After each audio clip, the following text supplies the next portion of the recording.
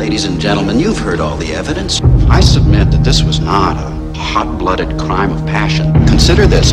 A revolver holds 6 bullets, not 8. That means that he fired the gun empty and then stopped to reload. By the power vested in me by the state of Maine, I hereby order you to serve 2 life sentences back to back. 1 for each of your victims. So be it.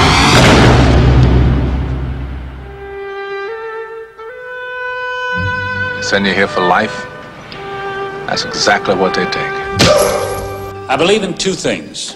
Discipline. Help me, Joe! And the Bible. Here you receive both. Andy came to Shawshank Prison in 1947. Why'd you do it? I didn't, since you asked. You can fit right in. I must admit, I didn't think much of Andy first time I laid eyes on him. He had a quiet way about him. A walk and a talk that just wasn't normal around here. There are places in the world that aren't made out of stone. There's something inside they can't touch. What are you talking about? Hope. Let me tell you something, my friend. Hope is a dangerous thing. Damn it, Dufresne, you're putting me behind! Hope can drive a man insane. You better be sick or dead in there, I kid you not! You better get used to that idea. Oh, my holy God. I guess it comes down to a simple choice, really. Get busy living, or get busy dying. Get busy living, or get busy dying. That's damn right.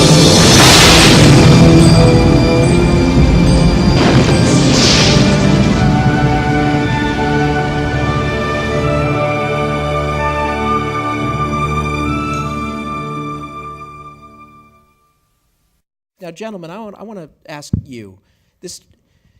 At that point, Frank was arriving, but you had arrived. The 2 of you were at, and still are, you were at the height of your game. You, easy reader, and then street smart, and then crazy Joe Clark, and then Glory. And Tim, you were Merlin in Top Gun.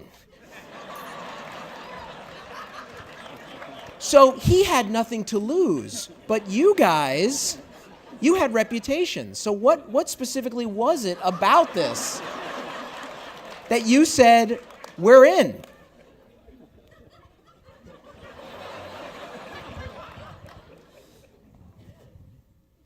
Who are you asking? I'm asking both of you what made you say yes to this project? It was an incredible script. Yes. I read the script without knowing which character I was being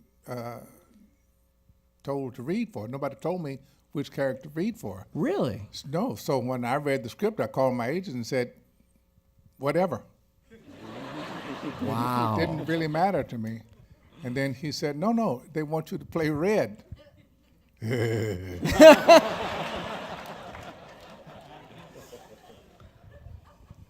Which still blows my mind. They didn't tell him what part we were sending him the script for. Wow, I didn't know. I didn't know. I mean, Agents always say, "Of course we told him. He knows." They never didn't know.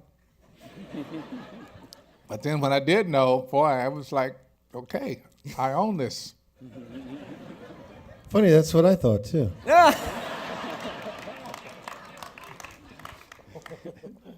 It was a beautiful script. Frank wrote a truly extraordinary script, and I would suggest anyone that is learning how to write screenplays to read that script. Yeah, it's so beautifully constructed. That brings well, it goes back to the question you had asked me, which is what drew me to it. Right. Let's loop back around to Stephen King. That incredible story that Stephen King wrote that captured me when I read that in different seasons. I mean, it just seized me. It's one of the great stories of all time, and I thought if I'm lucky enough to get my hands on this thing and then lucky enough to get somebody to recognize how good the story is, then make the movie, then it's fantastic. So it's really the gift that keeps on giving is the one that Stephen King gave us. He gave that story to the world. I was able to co-opt it, steal it, borrow it, and then pass it on to these guys in the form of the screenplay. It's really, we're all responding to what Stephen King had given us, I think. Now, and about this script, you know, the standard operating procedure now in Hollywood is somebody writes a script, and then they bring in 17,000 creative executives to develop it. And Ruin it. right. They call it making it better. And they develop it, you know. Now, how much development did you have to deal with? Precious little, because I mean, again, going back to Martin and Liz, the wonderful place that they had created, this incredible, you know, now is mythical in my mind, and I'm sure in many people's minds, this place where a filmmaker could really go and get their movie made with a minimum of grief and a minimum of having to fight for your, you know, for your movie, because they were there to help you make it. So development was, you know, I think the biggest comment was, the movie ended, my original script ended with Red on the bus, going off to this uncertain but hopeful future, which is how the Stephen King story ended and how I ended the script. And they said, after putting the audience through 2+ hours of hell with these characters, you might owe them a reunion at the end of it. Would you please consider shooting a reunion of some sort, you know, for the catharsis of the. But they did it, and then I'm sure there were a few other suggestions, you know, that they made, but they were always incredibly reasoned suggestions, and they always said the smartest thing they could possibly say, which is, and if you don't like it, we're not going to force you to use it. Wow. That ending also allowed us to end about 3-month shoot in St. Croix. Yeah. Sweet.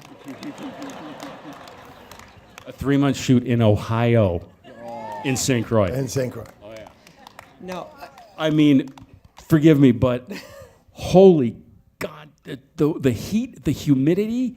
I remember thinking my brains were leaking out my ears, and then suddenly there would be hail, and then it would be a Don't forget the tornadoes. Crazy. The tornadoes too. There were a couple tornadoes. Yeah, we did, didn't we? Tornadoes. No. It was a brilliant location, though. I mean, you know, all kidding aside, and they were so good to us, the folks from Ohio. Can I who ask? will beat the shit out of me because they're all in the first row, if I'm not careful. Ladies and gentlemen, you've heard all the evidence. I submit that this was not a hot-blooded crime of passion. Consider this. A revolver holds 6 bullets, not 8. That means that he fired the gun empty and then stopped to reload. By the power vested in me by the state of Maine, I hereby order you to serve 2 life sentences back to back, 1 for each of your victims. So be it.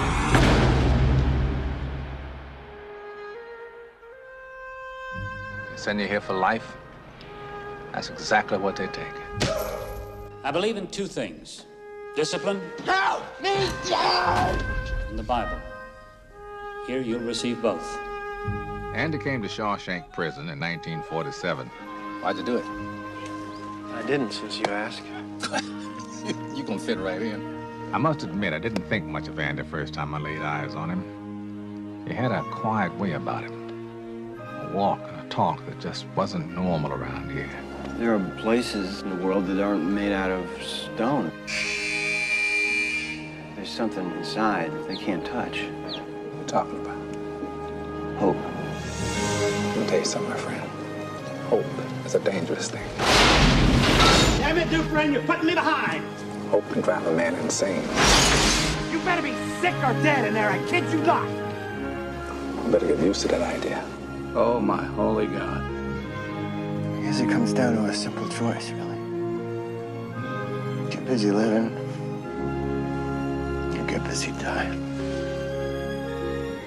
Get busy living, or get busy dying. That's damn right.